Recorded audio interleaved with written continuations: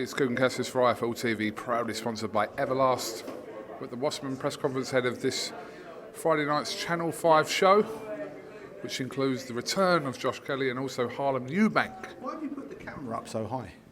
What are you on about? What are you on about? The camera's way above my head. So you're wearing heels? No? Look.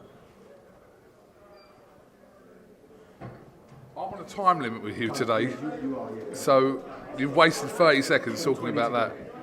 Okay, let's talk about, first of all, the return of Josh Kelly. Yeah, about time. Yeah, I mean, it was supposed to happen a couple of months ago, but the Channel 5 thing took a little bit longer, so it is now. For someone like Josh Kelly, at the age he's at, to be out the ring for the best part of, what, 14, 15 months, is a long time. Not ideal, but you have to work with what you got. 15 months, but it's not just that those 15 months have gone by. There's been a lot of changes in him as a person, which will be more invaluable than actually being active during that period. Are you still confident that he can kind of come back, whatever weight? I'm not sure what weight he's actually coming back at, but he can come back and... Were you not listening? They just said super well. I wasn't here, I was doing interviews literally outside. You weren't listening. You were at the table eating crisps, weren't you? What crisps? Where are the crisps? Super well. Okay. But you're confident that he can kind of fulfil that potential that everyone was always talking about in kind of possibly a new phase of his career? Yes. I'm trying to get blood out of a fucking stone. Adam, let's move on to Harlem Eubank. Another interesting test in the form of Sean Dodd, who's someone you would have kind of seen over the years, boxing fans would have seen over the years, but what kind of threat is Sean Dodd to Harlem Eubank? Experienced, knows his way through competitive fights, has taken his licks, taken his knocks, come back from defeat. So you've got an experienced seasoned fighter, but with a whole new rejuvenated outlook on life and energy about him as well. So that's those combinations of his experience and his sort of rejuvenated energy in the new lifestyle that he's living will be a good test from Harlem. Harlem had kind of 2 or 3 wins in the space of around a year and a half, etc. And then it kind of went a little bit cold, shall we say. So the momentum hasn't quite been there for Harlem, is that, in terms of the fights he's had? Well, again, joining with Wasserman and the Channel 5 thing, just taking the few extra months to put together, meant that that's that period you're referring to, that it's gone cool in that period. Cool.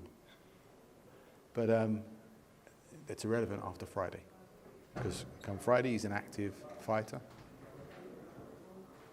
Okay, it's going really well.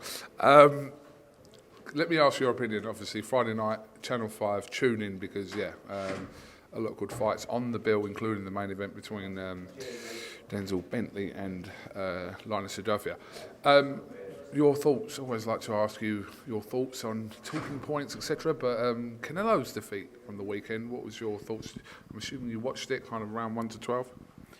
I thought that BIVOL was always going to present a challenge, never back against Alvarez, because he is such a great fighter and an all-time great in my eyes. But the size and ability and freshness and magnificent discipline of BIVOL's performance was just too much for him. When you are the naturally smaller man in a fight, and remember Canelo's a super welter to start with, when you're a naturally smaller fighter, you have to use and exert that much more energy just to make it a level playing field, and that showed out in the fight. Scoring wise, the 115, 113. In hindsight, if BIVOL hadn't been successful in that last round in the eyes of the judges, that could have been a different situation. How close was that fight, in your opinion? I scored it 116, 112. I had it 8 rounds to 4. Which seems quite a fair assessment across the board. But, yeah, I mean... I thought the rounds that Canelo won were closer than most of the rounds that BIVOL won. He was also given the first 4 rounds on all 3 judges' scorecards. Yeah, I think 3 of those rounds were close, from what I remember. But it's academic. The right man got the decision, and how I scored it was 8-4.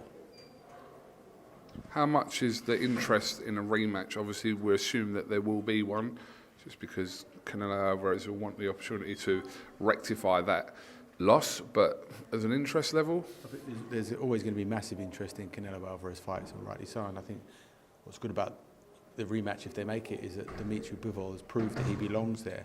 But I also think that Bivol will be better in the rematch. So Alvarez has got to raise his game more than he needed for the fight just gone. would you rather see Golovkin 3 or would you rather see Bivol 2? Probably Golovkin 3 first, but I just love watching Canelo.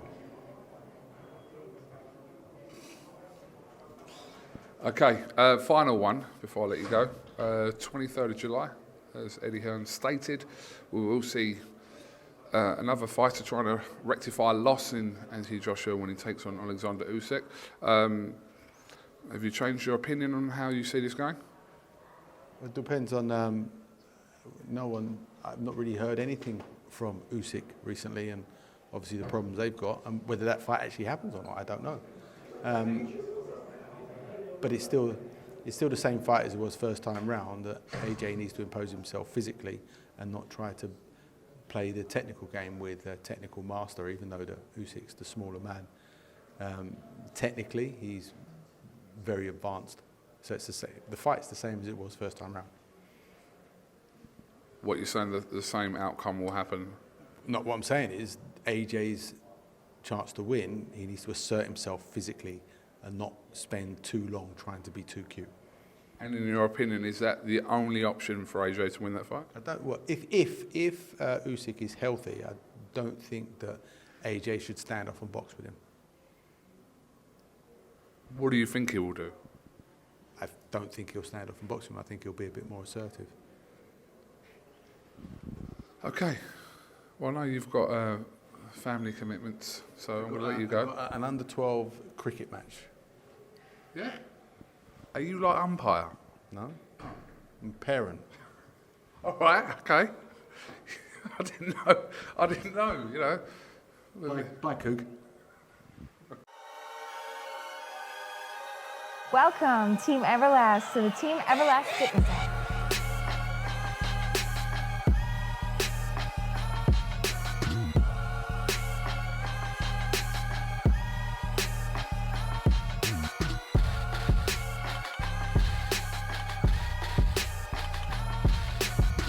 Download the Everlast Fitness app and find your greatness within.